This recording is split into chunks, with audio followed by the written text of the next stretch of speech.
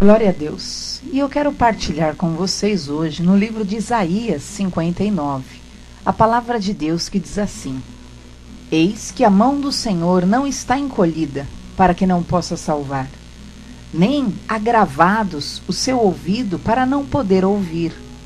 Mas as vossas iniquidades fazem separação entre vós e o vosso Deus, e os vossos pecados encobrem o seu rosto de vós, para que não vos ouça.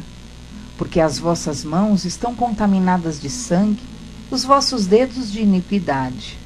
Os vossos lábios falam falsidade, a vossa língua pronuncia perversidade. Ninguém há que clame pela justiça, nem ninguém que compareça em juízo pela verdade. Confiam na vaidade e falam mentiras.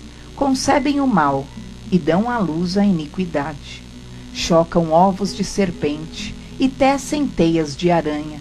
O que comer dos ovos deles morrerá, e quebrando-os sairá uma víbora. Versículo 7. Os seus pés correm para o mal e se apressam para derramar sangue inocente. Os seus pensamentos são pensamentos de iniquidade. Destruição e quebrantamento há nas suas estradas. Não conhecem o caminho da paz, nem a justiça nos seus passos. Fizeram para si veredas tortuosas. Todo aquele que anda por elas não tem conhecimento da paz. Por isso, o juízo está longe de nós e a justiça não nos alcança. Esperamos pela luz e eis que só há trevas. Pelo resplendor, mas andamos em escuridão. Apalpamos as paredes como cegos e como os que não têm olhos andamos apalpando. Tropeçamos ao meio-dia como nas trevas e nos lugares escuros como mortos. Todos nós bramamos como ursos e continuamente gememos como pombas. Esperamos pelo juízo e não o há, pela salvação, e ela está longe de nós, porque as nossas transgressões se multiplicaram perante Deus e os nossos pecados testificam contra nós, porque as nossas transgressões estão conosco e conhecemos as nossas iniquidades. Queridos, nós vemos aqui na palavra de Deus a disposição de Deus em tratar, em lidar, em ajudar o ser humano. A mão de Deus não está encolhida. Os ouvidos de Deus não estão surdos para que Ele não possa ouvir-nos. Mas são os nossos pecados, são as nossas iniquidades que nos afastam da presença gloriosa de Deus. Deus habita em um alto e sublime trono, mas também habita com aquele que tem o coração quebrantado e o espírito contrito. Então, na posição em que Deus está, é como o pai do filho pródigo, ele fica. E nós, seres humanos, é que nos afastamos dele, tomados pela fascinação, tomados muitas vezes pela ilusão do mundo, tomados pela ganância, tomados por sentimentos malignos. E nós vemos aqui algumas coisas que Deus aponta como deformidades que afastam o homem de Deus. Porque muitas vezes nós falamos, não, mas eu não mato, eu não roubo, eu tenho Jesus no meu coração. Mas nós vemos que a palavra de Deus fala de algo que é tão prejudicial ao ser humano, e é comparado a algo tão destrutivo quanto outros pecados que nós denominamos como algo forte. O que diz o versículo 5? Chocam ovos de serpente e tecem teias de aranha. Quem comer dos ovos deles morrerá, e quebrando-os sai-lhes uma víbora. Queridos, nós nem pensamos sobre esse assunto muitas vezes. Deus está falando sobre aquilo que nós alimentamos na nossa mente. Chocar ovos de serpente. Porque nós muitas vezes justificamos os nossos demais atos, nós julgamos que tais atos que ocorrem no plano da nossa mente, na verdade, não são coisas prejudiciais para a nossa vida espiritual. Porém, a Bíblia fala de forma clara que os que chocam ovos de serpente, o que vai acontecer? Quando nascer deste ovo vai nascer uma víbora. E o que é isso, queridos, espiritualmente falando? Chocar ovos de serpente é você permitir e dar vazão àquilo que são as sementes, as setas que Satanás lança contra a tua mente, contra o teu coração. Chocar ovos de serpente é você dar continuidade a pensamentos malignos, pensamentos odiosos, pensamentos demoníacos, pensamentos imorais. Aquilo tudo que a serpente, que na verdade é uma simbologia do próprio Satanás, poderia lançar sobre a tua mente ou teu coração. E ao invés de nós identificarmos prontamente aquilo que são os ovos da serpente, muitas vezes nós somos passivos diante do mal que é lançado contra nós e nós ficamos ali, aninhando aqueles pensamentos, aninhando aquelas ideias, aninhando aqueles sentimentos, permitindo e sendo muitas vezes permissivos aquilo que pode nos ser mortal. O que nós lemos? Chocam ovos de serpente. E o que acontece? Quando este ovo nascerá dele uma víbora. E sabe o que significa isso? No começo, inicia realmente na sua mente somente um pensamento, uma ideia, que você foi permissivo, que você chocou, que você alimentou, que você aninhou no teu coração, aninhou na tua mente, e aí depois você vai dando vazão àquilo e aquilo vai crescendo, vai realmente se fortalecendo até o momento em que nasce uma víbora. Sabe o que é nascer uma víbora? Nascer uma víbora é nascer algo que vai envenenar completamente o teu corpo espiritual e a tua vida. E quantas pessoas estão mortas espiritualmente? Quantas pessoas estão distantes de Deus? Não porque mataram ou roubaram. Não, queridos. Porque chocaram ovos de serpente. Porque são pessoas que não conseguem perdoar. Porque são pessoas que não conseguem realmente se libertar do passado. Porque são pessoas que realmente não conseguem libertar sua mente, mas ficam ali chocando, e chocam mágoas, e chocam ressentimentos, e ficam com uma vida longe de Deus, e passam às vezes uma vida inteira dentro de uma igreja, mas distantes do Senhor. Por quê? Porque no momento em que nasceu aquele pensamento, aquele sentimento, nasceu na verdade uma víbora que lhe envenenou o corpo inteiro, envenenou o corpo espiritual e tornou essa pessoa uma pessoa morta espiritualmente. Talvez até hoje você não entendesse por que muitas vezes o distanciamento de Deus. Eu falo sinceramente isso para você. Por quê? Perceba, cada vez que você choca ovo de serpente, cada vez que você alimenta sentimentos ruins, que você aninha no teu coração coisas malignas, sentimentos ou pensamentos ruins, perceba que você sente Deus bem longe de você. Cada vez que você aninha aquilo que são desejos contrários ao querer de Deus, cada vez que você aninha sentimentos contrários ao querer de Deus, perceba que você sente Deus bem longe. Não porque Deus se distanciou, mas porque você mesmo passa a sofrer as consequências daquilo que você alimentou no seu coração. E perceba o que começa a dizer o versículo 7, sobre aqueles que chocam ovos de serpente. Primeiro, os seus pés correm para o mal. Sabe o que é isso?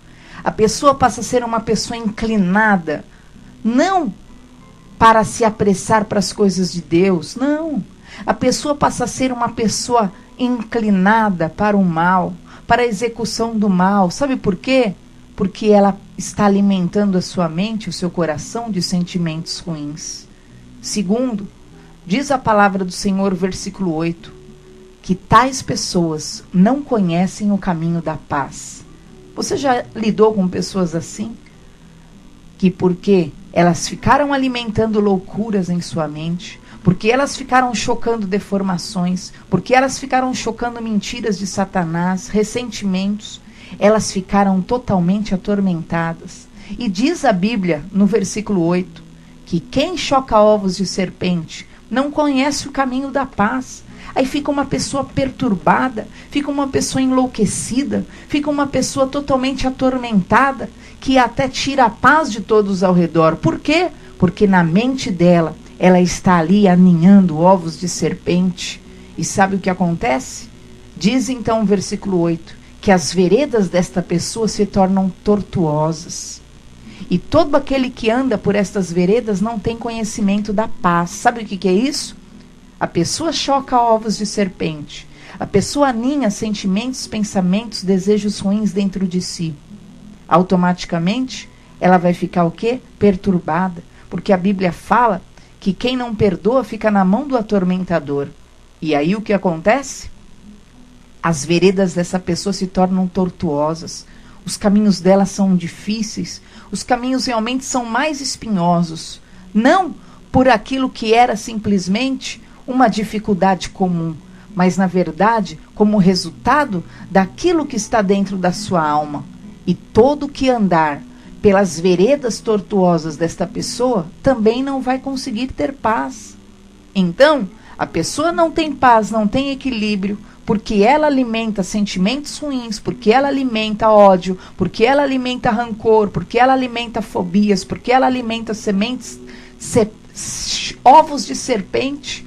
E aí, todo mundo que ela encaminha dentro deste mesmo caminho dela, todos que ela influencia pelo quê? Pelo seu falar, pelos seus ressentimentos, pelas suas amarguras, pelas suas fofocas. Todos que esta pessoa influencia também não conhecerão o caminho da paz.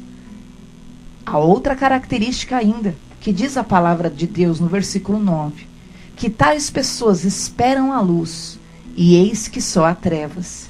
Esperam pelo resplendor, mas andam em escuridão, apalpam as paredes como cegos. Sabe o que é isso?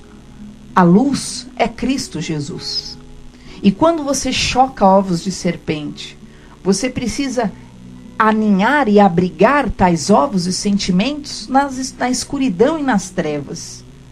Logo, ainda que você tenha uma expectativa de luz, de vida, de sossego, de paz, no entanto, sempre só há trevas e sempre você está andando em escuridão, porque você sempre cai nos mesmos erros e comete realmente os mesmos deslizes que te levam às mesmas dores, aos mesmos choros, à mesma depressão. Por quê? Só anda em trevas? Porque choca ovos de serpente.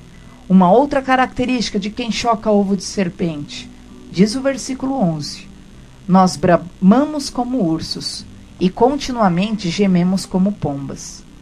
Sabe o que é isso? Desequilíbrio. A pessoa, ao mesmo tempo que é um urso feroz, ao mesmo tempo que é forte e potente, que urra, que pode ser agressivo, ao mesmo tempo geme como uma pomba. Ai, é um coitadinho, é uma coitadinha.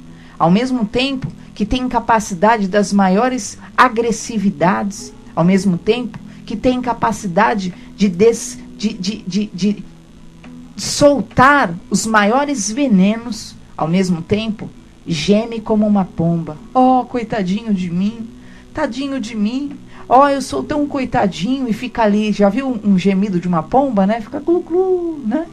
Glu-glu. Por quê? Porque é uma autopiedade enrustida, na verdade, de uma grande deformação. Por quê? Porque choca ovos de serpente. Hoje, eu quero que os seus olhos espirituais realmente se abram diante do Senhor. Por quê? Porque os olhos de Deus não estão fechados, os seus ouvidos não estão surdos e nem as suas mãos estão encolhidas. Que hoje, todo esse tormento da sua vida, todas essas trevas, todos esses sentimentos malignos e desequilíbrios, ao mesmo tempo que você é um urso, no outro tempo você é uma pomba. Ao mesmo tempo que você é um urso, que você ofende, que você se ergue, no outro tempo você é uma pomba. Oh, tão frágilzinho. Mas o Senhor quer tirar esse desequilíbrio da tua vida em nome de Jesus. Por quê? Porque na verdade a nossa vitória não está naquilo que é a deformidade de sentimentos, nem na pequenez da nossa vida, nem naquilo que são as deformidades emocionais ou sentimentais, mas a nossa vitória está nas mãos do Senhor. Então hoje, abra os teus ouvidos, seja liberto hoje, desaloje do teu coração esses maus pensamentos, desaloje do teu coração esses ressentimentos, desaloje de dentro do teu coração essa inveja, desaloje do teu coração esse ódio, desaloje do teu coração esse rancor, desaloje do teu coração, conforme diz o versículo 3, esses lábios falsos, essa língua perversa, desaloja do teu coração a mentira, desaloja do teu coração o conceber o mal. E sabe o que vai acontecer? Você vai andar leve, você vai realmente ver a luz nos teus caminhos, você vai conhecer o caminho da paz, você não vai ser um desequilibrado que ruge como um urso e geme como uma pomba, mas você vai ser alguém que realmente tem o fruto do Espírito Santo, e o fruto do Espírito Santo é o domínio próprio. Uma marca da presença do Espírito Santo em você vai ser o domínio próprio. E eu estou declarando o poder dessa palavra na tua vida. Você não vai ser refém de pensamentos, de sentimentos, nem do passado. Você não vai ser refém de emoções. Você não é guiado por emoção. Você vai ser, sim, servo do Senhor. E tem um versículo em Oséias que é lindo. Porque Deus, ele fala assim: vós não me chamareis mais de Senhor, mas sim de meu amado. Sabe o que é isso? Que por um tempo nós até servimos a Deus por obediência extrema devido àquilo que é o nosso reconhecimento que Ele é Deus. Mas quando nós o conhecemos perfeitamente, nós já nem o chamamos de Senhor, porque a nossa relação não é somente, de subalternos totalmente ali subordinados com temor, não, como se dependesse dele somente, não.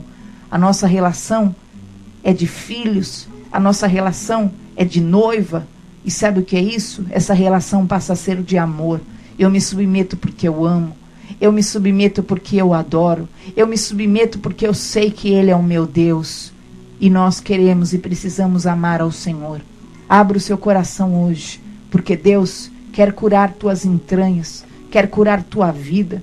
Eu li uma frase esses dias que eu dei risada, que falava assim: poderia existir uma maquiagem interna, Ou porque há tantas pessoas que se maquiam tanto para, na verdade, tentar farciar aquilo que são suas deformidades. E, no entanto, internamente, continuam totalmente aparentemente e espiritualmente deformadas. E eu quero falar para você: você realmente vai buscar no Senhor a tua cura. Busca a cura do teu emocional. Busca a cura do teu sentimento. Porque Deus quer curar a tua vida em nome de Jesus. A mão de Deus não está encolhida e o ouvido dele não está surdo. Deus te abençoe em nome de Jesus.